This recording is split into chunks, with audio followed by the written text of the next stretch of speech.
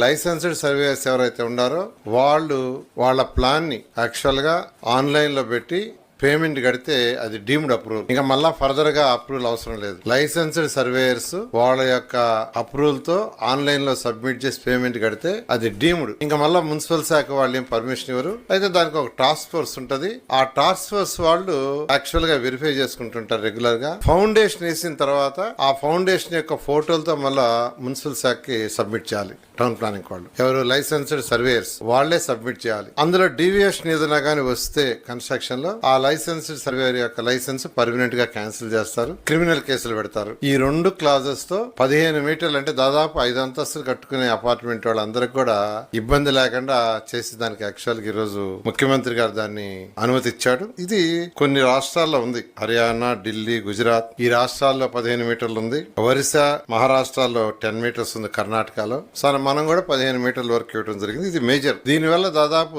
95% of the houses కట్టుకునే వాళ్ళకి ఆఫీసుల చుట్టూ తిరగకుండా, మున్సిపల్ ఆఫీస్ చుట్టూ తిరగకుండా వాళ్ళ లైసెన్స్డ్ సర్వేయర్స్ ప్లాన్ ని డిజైన్ చేసి స్టాంప్ వేసి ఆన్లైన్ లో గానీ ఇన్పుట్ చేస్తే దట్ ఈస్ సఫిషియంట్.